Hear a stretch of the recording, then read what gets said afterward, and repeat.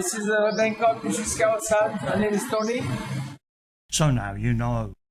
The truth is some people like the Khaosan Road and others don't.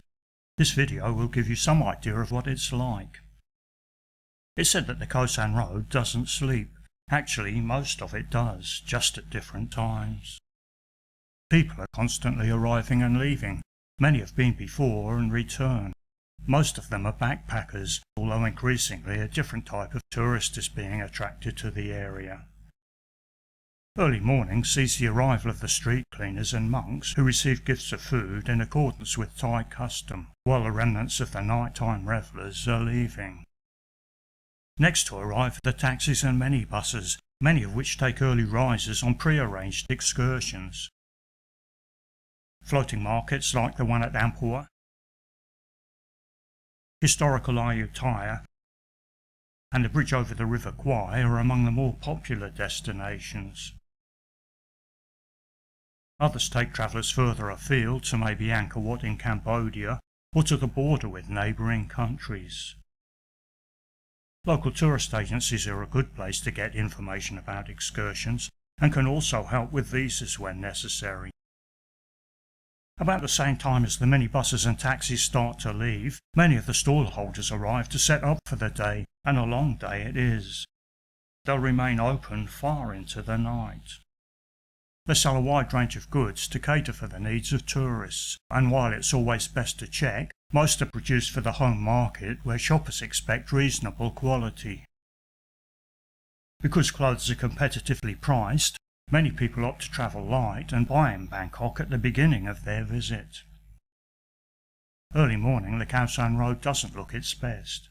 After the cleaners have left as the stalls are set up and the shops open, there's a noticeable if somewhat chaotic and haphazard improvement.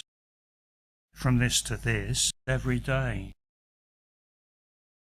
Pride in the product.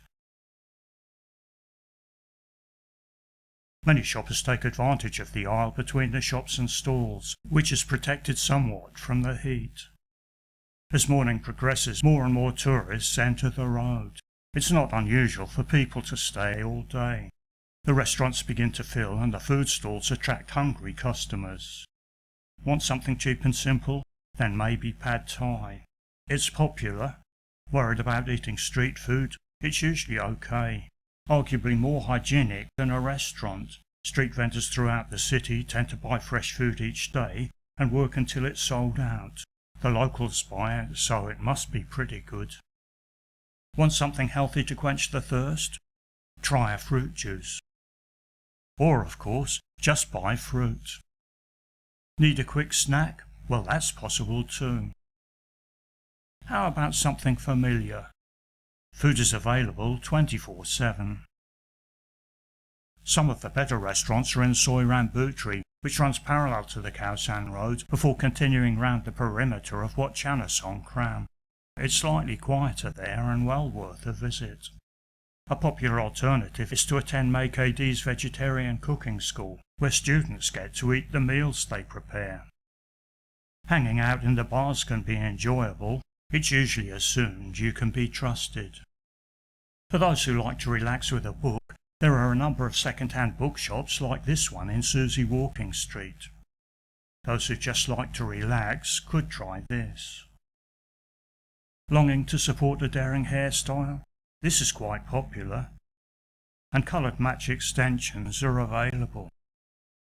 If you're interested in jewellery, there are many specialist shops, most of which also cater for the wholesale market.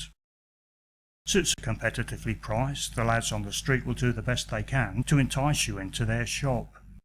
Because repeat orders by mail improve profitability, the standard of workmanship and material is usually quite high. Dentists are also considered to be good value and offer a comprehensive range of services. Increasingly, visitors to the Khaosan Road like to leave with a brand new tattoo. Permanent and temporary are on offer. For more complex designs, clients usually discuss their requirement and make an appointment in advance. There's a Thai boxing gym at the end of Soi Rambuttri. Believe it or not, the atmosphere is quite friendly, and novices are very welcome. Conveniently, you can get the money you will undoubtedly need from one of the many kiosks and ATM machines in the locality. Taking a look in some of the alleyways can be quite interesting. This one has a few places to stay, a few restaurants, and also, well, if you come to the Khaosan Road, you can take a look yourself. This is more of a square with a hotel restaurant and a couple of bars. To avoid disappointment, book in advance for evening entertainment. There are a few shops along here, although probably this shop about 20 metres away, next to the entrance of Siam Oriental Inn, is better. And this one, called Susie Walking Street, leads through to Soi Rambuttri. It gets quite busy. Not wanting to spend all day every day in the Khaosan Road, many people head for the tourist attractions in Bangkok. An advantage of the Khaosan Road is that it's close to many of them. The National Gallery is less than 200 metres, the National Museum 400 metres, the Grand Palace 800 metres, all in the same direction.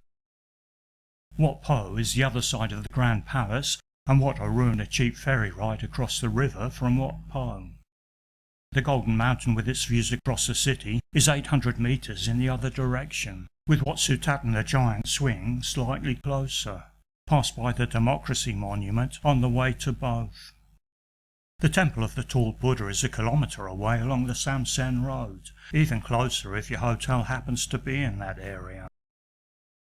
For travelling further afield in Bangkok, metered taxis are not expensive, and river taxis call at nearby Phra Pier. The Khaosan Road gets more crowded during late afternoon and evening, as people return from their excursions and revellers from the previous night emerge. The road is closed to most traffic from 6 o'clock each evening.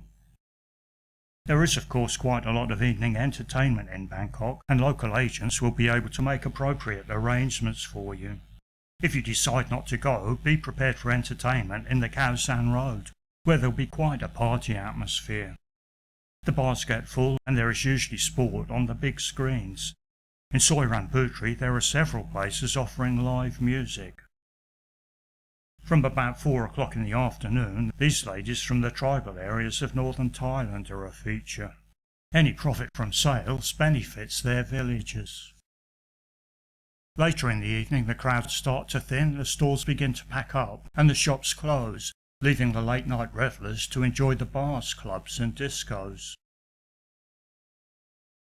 Want to know the best place? Ask around. Want a cure for a hangover? Go here. The Khaosan Road is relatively safe. Police presence is reasonably low profile and largely effective. While most people are okay, this notice outside the Royal Palace gives some advice. Common sense is a useful commodity to bring with you.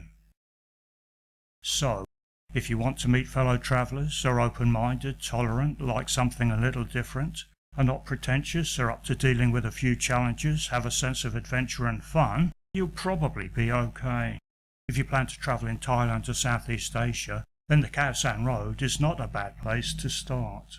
If you plan to stay in Bangkok, consider staying in and around the Khaosan Road, especially if you're on a budget.